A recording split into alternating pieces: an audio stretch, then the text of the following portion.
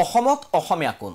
ইতিমধ্যে বিষয়টোক লৈ বিভিন্ন ধৰণৰ আলোচনা তৰ্ক বিতৰ্ক চলি অহা দেখিবলৈ পোৱা গৈছে আৰু কালিৰ দিনটোত মুখ্যমন্ত্ৰী ডক্টৰ হিমন্ত বিশ্ব শৰ্মাই এই সন্দৰ্ভত আনুষ্ঠানিকভাৱে মন্তব্য আগবঢ়াইছে তেখেতে কালিৰ দিনটোত কৈছে যে অসমীয়া সম্পৰ্কত দুটা সংজ্ঞা আছে তাৰে এটা সংজ্ঞা অনুসৰি সাধাৰণ সংজ্ঞাটো অনুসৰি যে অসমত যে জন্ম লৈছে বা অসমৰ ভাষা সংস্কৃতি যে আদৰি লৈছে তেওঁ হৈছে সাধাৰণভাৱে এগৰাকী অসমীয়া তেখেতে এটা উদাহৰণ দাঙি ধৰি কৈছে যে এগৰাকী বঙালী লোক অসমলৈ আহিছে আৰু তেখেতে অসমত বছৰ বছৰ ধৰি দশক ধৰি তেওঁলোকে বসবাস কৰি আহিছে আৰু তেওঁলোকৰ নাতিপুতি বা তেওঁলোকৰ বংশধৰসকলে হ'ব অসমৰ অসমীয়া আৰু আনফালে আন এটা সংজ্ঞা তেখেতে দাঙি ধৰি কৈছে যে অসম চুক্তিৰ 6 নং দফা অনুসৰি যে 1951 চনৰ পূৰ্বে অসমত যিসকল আছিল অসমত যিসকলকে জন্ম লাভ কৰিছে তেওঁলোকৰ নাতি পৰিণতি সকলে অসমত হ'ব অসমীয়া অৰ্থাৎ অসমীয়া কোন এখন ৰাজ্যৰ ভিতৰত থকা এটা নিৰ্দিষ্ট সমুদায়ক সংজ্ঞায়িত কৰিবৰ বাবে দুটা পৃথক সংজ্ঞা তেওঁ দাঙি ধৰা পৰিলক্ষিত হ'ল আৰু বিপ্লৱ কুমাৰ শৰ্মা আয়োগৰ যি প্ৰতিবেদন সেই প্ৰতিবেদনক উদ্ধৃতি দি মুখ্যমন্ত্ৰীয়ে এই মন্তব্য আগবঢ়াইছে বুলি কালিৰ দিনটোত উল্লেখ কৰিছে লগতে তেওঁ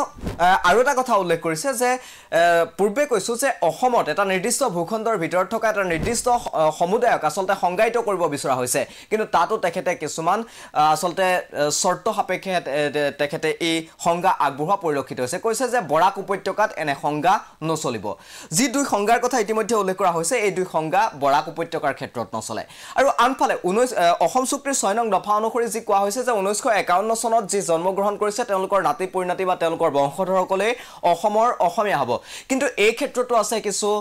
আসলতে শৰ্ত হিয়া হৈছে যে পৌৰসভাৰ এলেকাত এই 1951 চনৰ নিয়ম নচলে গাঁও অঞ্চলৰ এলেকাত এই নিয়ম চলিব অৰ্থাৎ কালিৰ দিনটোত মুখ্যমন্ত্ৰী ডক্টৰ হিমন্ত বিশ্ব শৰ্মাই অসমীয়াক লৈ যি সংজ্ঞা আগবঢ়ালে এই সংজ্ঞাৰ পৰা এতিয়া অসমবাসী স্পষ্ট হ'বনে নহয় সেয়া পৰৱৰ্তী সময়তে লক্ষণীয় হ'ব পাৰিব কমেণ্টত আপোনালোকে জনাওক মুখ্যমন্ত্ৰী এই অসমীয়া সংজ্ঞা সন্দৰ্ভত আপুনি স্পষ্ট হ'ল নে নহল অসমীয়াৰ সংজ্ঞা দুটা সাধাৰণতে অসমীয়া বুলি ক'লে এটা সংজ্ঞা যে অসমীয়াত যোনে জন্ম লৈছে ভাষা সংস্কৃতিক আদৰি লৈছে তেওঁ অসমীয়া কিন্তু অসম চুক্তিৰ 6 নম্বৰ দফাৰ অসমীয়া মানে 1951 চন আসুৱে এটোৱে মানে যে ক্লজ 6 ৰ কাৰণে অসমীয়া 1951 আৰু জেনেৰেল আজি বঙালী মানুহ এজন ইয়াত আহিলে মাৰোৱাৰী মানুহ এজন ইয়াত আহিলে ইয়াতে জন্মিলে ইয়াতে ল'ৰা ছোৱালী 3টা 4টা অহা 200 বছৰ অসমত থাকিব অহা 500 বছৰ অসমীয়াত থাকিব তেওঁ অসমীয়া কিন্তু অসম চুক্তিৰ 6 নম্বৰ দফা মতে 1951 চনত জন্মগ্ৰহণ কৰা মানুহে অসমীয়া তাত আপোনালোকে ৰিকমেন্ডেশনখন পঢ়িলে গম পাব অসমখনক বিপ্লৱ শৰ্মা কমিটিয়ে দুটা ভাগত ভাগ কৰিছে এটা ভাগত 51 চলিব এটা ভাগত 51 নচলে বিপ্লৱ শৰ্মা কমিটিয়ে কৈছে যে পৌৰসভাত